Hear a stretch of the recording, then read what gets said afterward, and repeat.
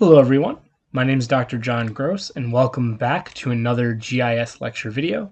And in this lecture video I want to continue our discussion on talking about the sort of fundamentals of cartography by talking about some layout considerations. So we looked in the last video, we looked at a map and we broke it down into all the individual pieces. What I want to do in this video is talk about how we can take all those individual pieces and put them back together in a layout or a map. I use the term map and layout interchangeably. Layout coming from the ArcGIS Pro construct. Anyway, layout, how we can take those pieces together and put them together to make something that looks good at the end. And really that requires understanding sort of three fundamental concepts: visual hierarchy, balance, and contrast.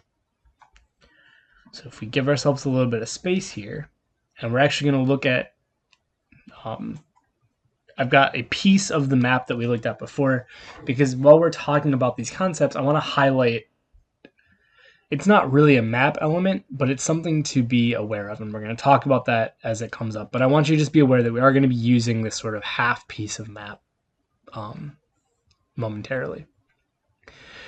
So when we talk about putting together a layout, right, we're talking about combining all the different map elements that we talked about into a cohesive, singular product, a map or a layout. But the key is, right, just like so many things in life, there's so many different ways you could combine them. And I'm not trying to say that there's an optimal singular answer to any particular set of map elements, but there are definitely some guidelines that you want to be aware of to make sure that your final product is as aesthetically pleasing as possible. And the first thing that we need to be aware of is what's called the visual hierarchy.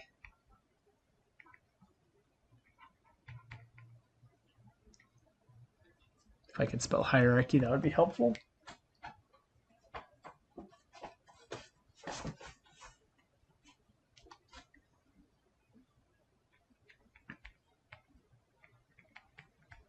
Right, visual hierarchy. And so the visual hierarchy is probably, if you get nothing else out of this first chunk of lecture videos, please get this: the concept of visual hierarchy. What visual hierarchy refers to is the fact that when the user sees your map, they're going to give different elements different weight. And so visual hierarchy refers to the visual weight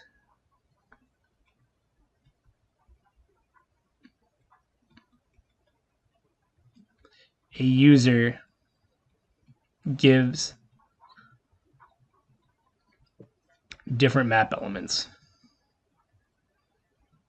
Oh, I really cannot spell today. Different map elements.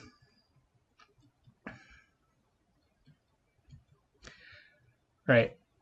And so the idea with visual hierarchy is that we can take different approaches and different mechanics and mechanisms to, on our as a designer, sort of trick the user into creating the visual hierarchy that we want them to create, right?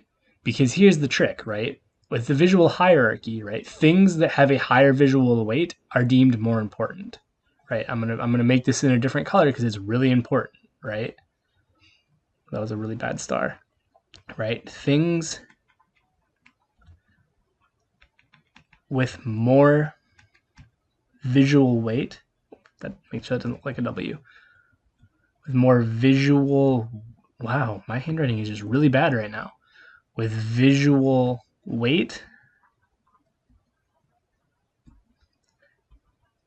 are considered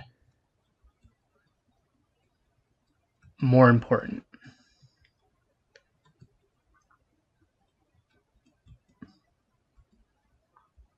Right? This is the core, or one of the core concepts of cartography, right? Is controlling the user's visual hierarchy to make sure that they're putting the weight on the things we want them to put the weight on.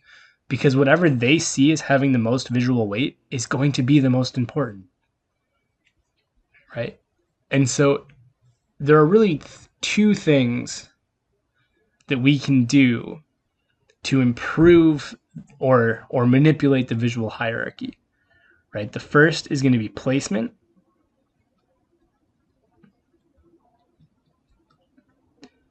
And the second is going to be contrast.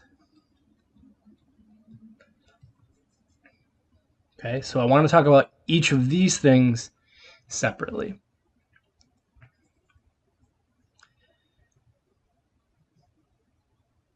So let's talk about placement first.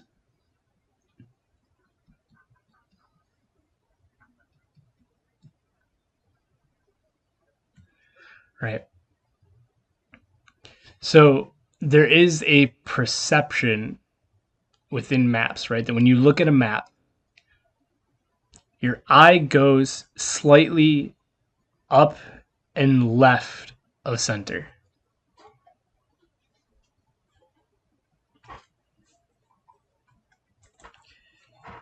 Right. So if I were to just, as an example, this is not going to be perfect, right? But right, this is a piece of paper, right? This is a map drawn on a piece of paper, right?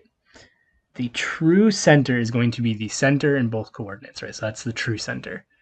When somebody looks at a map, what they actually see as the center is not there. They actually go up and slightly to the left, right? This red X, this is where their eye is going to go first, right? So things that are closer to this here are going to be given a higher visual weight because it's the first thing they saw, right? So items. Actually, let's actually make a note of that, right? This is the visual center.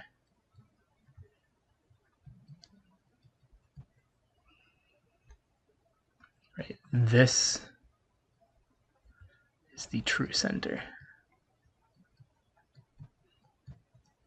Right. So the idea being that items closer to visual center have a higher weight, have a higher visual weight.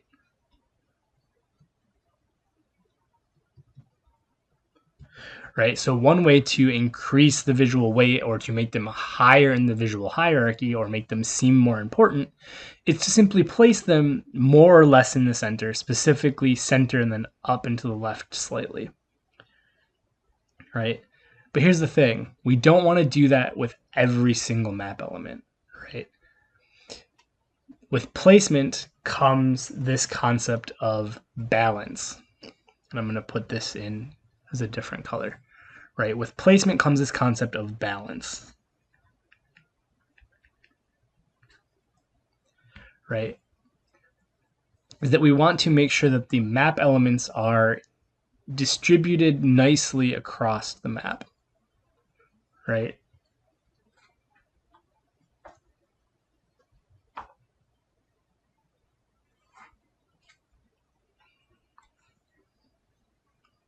Right, we want map elements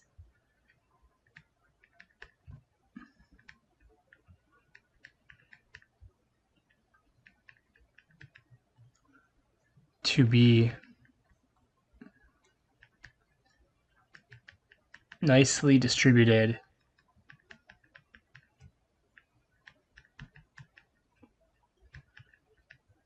across the map and around the visual center.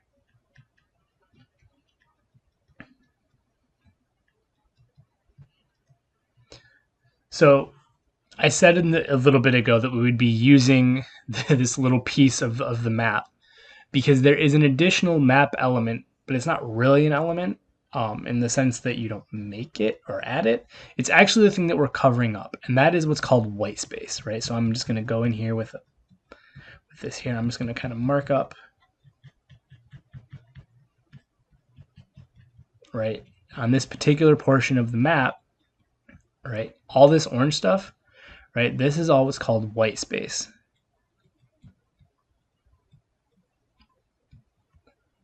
And so part of balance is making sure that the map elements are distributed across the map and around the visual center so that we're also balancing out the white space, right? We don't want to constrict or allow too much white space in any one given area, right? We want to distribute the white space.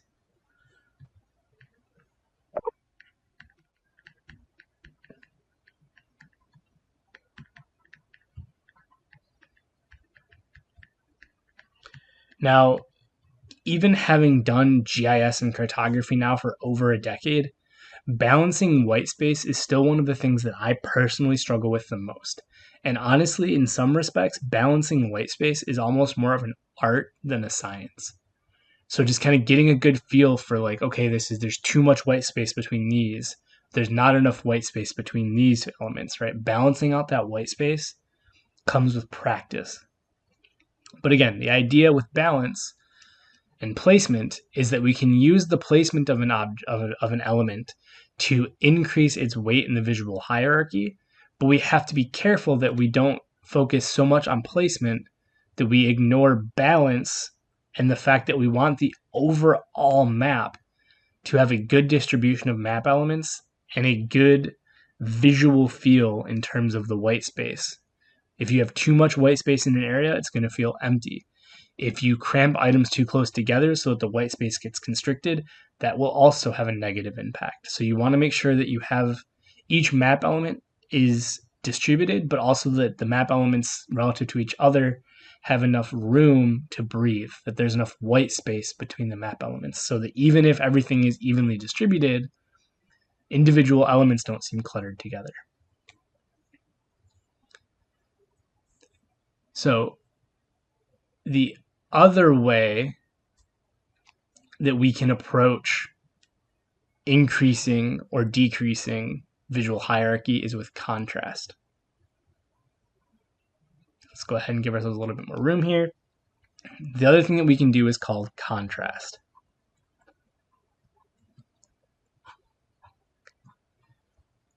So contrast is basically how different is a map element from its neighbors.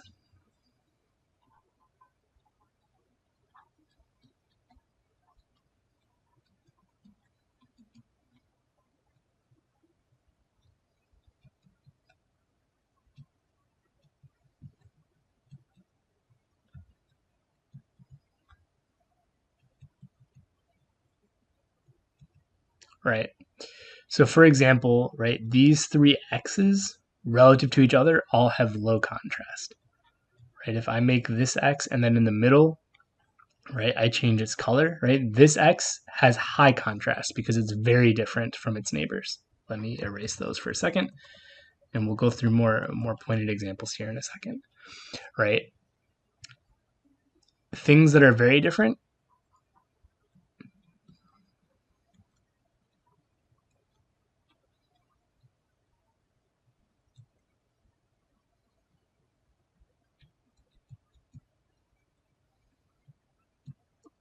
right, have high contrast.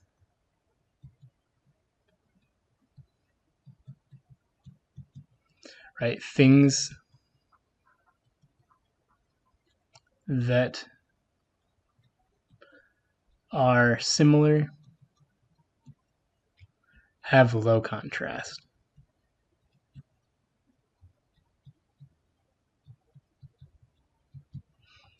Right. And so hopefully this is intuitive, right? But with contrast, right, higher contrast means higher visual weight.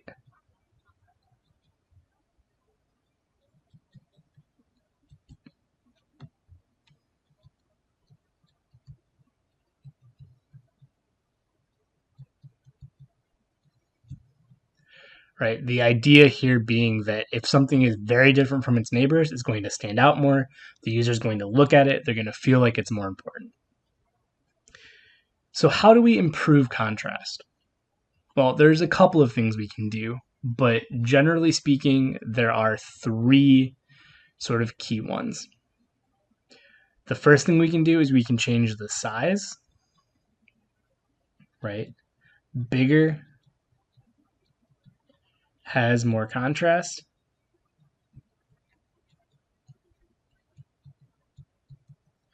Right? If I do 1, 2, 3, right? These are all pretty much the same. You're not necessarily going to give any one of them more visual weight, right? But if I take the 2 on the ends, but then I make that one bigger, right? Suddenly this one has more contrast, right? It's different from its neighbors. This one now has more visual weight.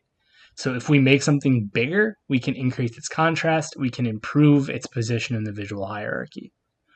Right? This is one of the reasons why, if you listen to a lot of cartographers talk about things like north arrows, right? One of the first things they'll say is don't make them big and don't make them pretty, because both of those things increase contrast. So size is a big one, right? The other thing that we can do, aside from size, we can use color. Right? It doesn't necessarily have to be a bright color, it just has to be a different color, right? But generally speaking, bright is more important. So bright colors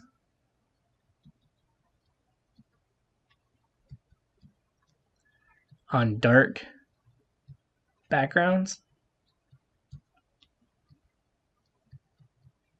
right?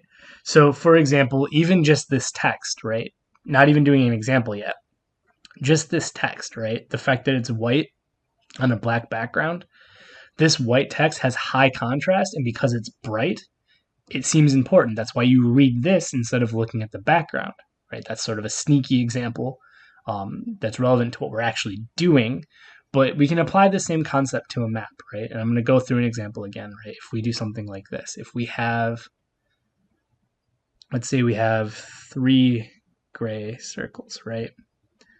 But then down here, right, we have the 2 outer circles, and then we make the inner circle, right, trying to keep it the same size this time, right, red, right? Suddenly that one, just by being a different color and preferably a brighter color, suddenly that pops out and we focus on this, right? We've raised its elevation in the visual hierarchy.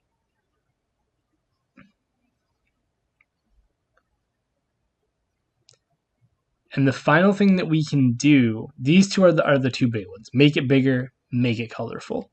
The third thing that we can do is, I don't really know quite the right word for it, is make it unique. Right? So this could be maybe making part of it bold, although that's more of a size thing, but do something different. Right? Because if it's different or striking, right, that'll draw attention to it. So a good example of this would be, right, let's say we have our circles again, right?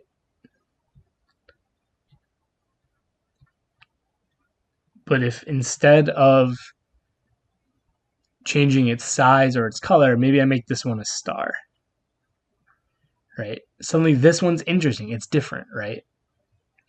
So that's one of the reasons why when they talk about north arrows, right, they say don't pick something ornate because that's going to draw attention, right? If something is just sort of bland, it's going to fall down in contrast. If something is really different, like it's really artistically rendered or something, or if there's something really unique about it, it's going to pop in the visual hierarchy, even if it's the same size and color as the other objects around it. Okay. So hopefully this idea of contrast makes sense. This idea that we can control that visual hierarchy, right? The idea that the user is going to apply visual weight to things, and we want to control that because the things they give the most visual weight to are the things they think are most important. And in a perfect world, the highest visual weight object is going to be the main element, right? The thing that we want them to focus on, the thing that we want them to look at the layers and understand more about the area, or the thing that we want them to look at so that they see the spatial pattern of the data, right? We want that to be the focus. We want that to have the most visual weight and be the highest in the visual hierarchy. And we can control that through placement, making sure that it is relatively centered on the map, and by improving its contrast through size and color and just making it look artistically different and beautiful relative to the rest. But we have to be careful to balance that against this balance, pun intended, I guess. Balance that idea against the concept of balance, whereby we need to make sure that the overall map, all of the map elements taken together, are distributed across the map in a way that is aesthetically pleasing. And typically this involves controlling the white space, which are the gaps in between elements and the borders of the map, so that we don't have large unused areas, but we also don't have areas where the white space is too constricted between map elements. So hopefully all of this makes sense. This idea, again, of visual hierarchy and the ways that we can control that visual hierarchy. And as always, if you have any questions, please reach out. Thank you.